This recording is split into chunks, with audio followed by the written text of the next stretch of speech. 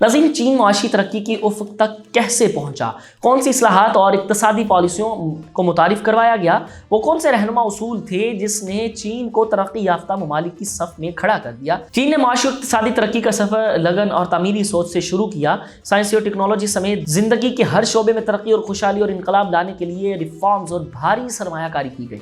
चीन का इंतजामी और माशी ढांचा इंतहाई मजबूत बुनियादों पर इस्तवार है। चीन ने अपने अजीम रहनुमाओं की नज़रियात पर अमल करते हुए कुछ मुद्दत में ही अपने मुल्क के नक्शे को बदल कर रख दिया है। चीन इस वक्त तरक्की को उस वक्त तक पहुंचा जिसको छूने में शायद दूसरी अक़वाम को सदियां लग जाए। चीन ने आलमी तनाज़ुआत से अपने दामन को बचाते हुए मुआशी इस्तेहकाम के सफ़र पर गामज़द रहा।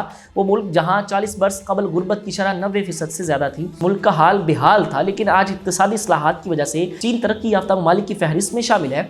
1978 में आलमी सतह GDP में चीन का हिस्सा सिर्फ 2% था, मगर अब चीन का ग्लोबल GDP 18% है और गुर्बत की शरह 1% है। 1839 में बरतानवी ईस्ट इंडिया कंपनी ने कुछ गैर कानूनी कारोबार शुरू किए जिसमें चीन के लोग बुरी तरह मुब्तला हो गए। ताज बरतानिया ने एक मुआहदा के तहत चीन से अपनी ज़मीन और बंदरगाहें बरतानिया के हवाले की गई। 1850 में चीन में खाना जंगी हुई। 1894 में चीन और जापान के दरमियान अराजी के मामले पे जंग छिड़ गई। 1937 से 1945 तक जापान ने चीन में जुल्म और बर्बरियत का बाजार गर्म कर रखा था। दूसरी जंग अजीम के बाद चीन में कम्युनिस्ट पार्टी ऑफ चाइना और नेशनल पार्टी KMT के दरमियान लड़ाई शुरू हुई और 1949 में कम्युनिस्ट पार्टी की जीत के साथ ही खाना जंगी का दौर ख़त्म हुआ। नेशनल पार्टी के लोग करीबी जजीरे में फरार हो गए, जिसे आज हम ताइवान के नाम से जानते हैं। चीन में माओ ज़ेडुंग का दौर शुरू होता है। 1 अक्टूबर 1949 में पीपल्स रिपब्लिक ऑफ चाइना की शुरुआत हुई। 1958 में ग्रेट लेप फॉरवर्ड मुहिम का आगाज़ हुआ और मुल्क में मुआशी और समाजी तब्दीली के लिए इस्लाहात लाई गई।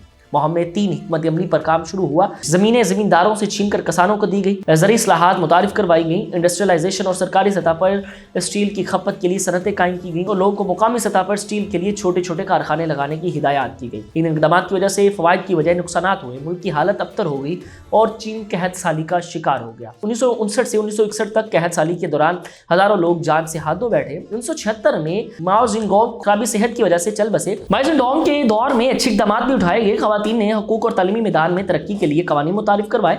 मुल्क की सतह पर पब्लिक एजुकेशन निज़ाम लाया गया। नाख्वानदगी के खात्मे के लिए मुहिम चलाई गई। इस दौर में ख्वानदगी की शरह में इजाफा देखने को मिला। 1949 से 1978 तक हज़ारों प्राइमरी और सेकेंडरी स्कूल तामीर किए गए। इनकलाबी इक़दाम के जरिए लोगों को गुर्बत से बाहर निकाला गया। चीन ने साइंस, टेक्नोलॉजी, इंजीनियरिंग और दीगर शोबों में सरमायाकारी की।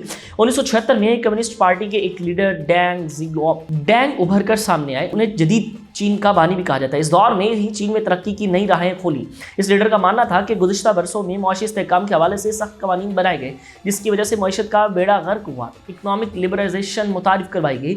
उनके नज़रिए को सोशलिज्म विद चाइनीज़ कैरेक्टरिस्टिक्स का नाम दिया गया। ज़रूरी शोबे में इनकलाब बर्पा करने के लिए हाउस होल्ड रिस्पॉन्सिबिलिटी सिस्टम लाया गया, जिसके तहत किसानों को फसल उगाने में आसानी मिली।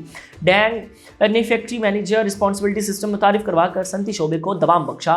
इससे पहले फैक्ट्रियों का इंतजाम चलाने की जिम्मेदारी कम्युनिस्ट पार्टी के लोगों को दी जाती थी, जिसकी वजह से सियासी मुदाखलत बहुत ज़्यादा देखने को मिली। लेकिन डेंग ने फैक्ट्रियों के इंतजामी उमूर मुलाजमीन और मैनेजर के सुपुर्द करने की हिदायत की। इन इक़दामात के बायस गुर्बत के शिकार लोगों की जिंदगियां बदल गई।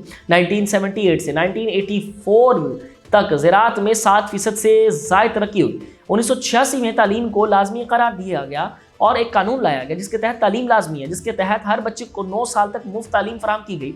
1980 में चीन ने GDP का 2% तालीम के लिए मुख्तस कर दिया और इसमें मजीद इजाफा करते हुए 4% तक बढ़ा दिया। 1982 में ख्वानदगी की शरह 65% थी, लेकिन 2012 में 95% से अबूर कर चुकी थी। 2021 में चीन ने हेल्थ सेक्टर के लिए GDP का 5.59% हिस्सा मुख्तस किया। टेक्निकल और वोकेशनल तालीम पर भी भारी सरमायाकारी की गई। अगली पॉलिसी टाउनशिप और विलेज इंटरप्राइजेस थी, जिनका मकसद देहाती इलाकों में मुआशी खुशहाली लाना थी। पॉलिसी से टेक्सटाइल, इलेक्ट्रॉनिक्स, मैन्युफैक्चरिंग सर्विसेज और टेक्नोलॉजीज के मैदान में हैरानकुन तब्दीली आई। 1990 तक टाउनशिप और विलेज इंटरप्राइजेस के जरिए 100 मिलियन लोगों को मुलाजमतें मिली। 1990 में इंडस्ट्रियल आउटपुट का 20% इस पॉलिसी के जरिए आया। 1980 में डेंग ने स्पेशल इकनॉमिक जोन भी मुतारिफ करवाया, जिसमें टैक्स इंसेंटिव फ्राहम की गई। ब्यूरोक्रेसी के निज़ाम और क़वाइद ज़वाबित को आसान बनाया गया ताकि गैर मुल्की सरमायाकारों को चीन में लाया जा सके। शैंगज़न पहला स्पेशल इकनॉमिक जोन था। छोटा सा फंक्शनिंग शहर था मगर अब तरक्की याफ्ता शहर बन चुका है। 1980 में शेंजन का GDP 0.3% था जो 2020 में $420 बिलियन तक जा पहुंचा। चीनी हुकूमत ने इंफ्रास्ट्रक्चर डेवलपमेंट पर भी खुसूसी तवज्जो दी जिसके तहत शहरों में अवामी ट्रांसपोर्ट और रेलवे लाइन्स बिछाने के साथ साथ साइंसी तहकीक को अव्वलीन तरजीह दी गई। 8 लाख रिसर्चर्स के लिए एक प्रोग्राम बनाया गया। Energy production, computer, optics, space technology और फिजिक्स में दीगर साइंसी तहकीकात सेंटर्स को भारी रकूम फराम की गई। 2020 तक $500 बिलियन साइंसी तहकीकात के लिए मुख्तस किए गए। चीन से सीखा जा सकता है। मुल्क पे इस्लाहात कैसे लाई जा सकती हैं।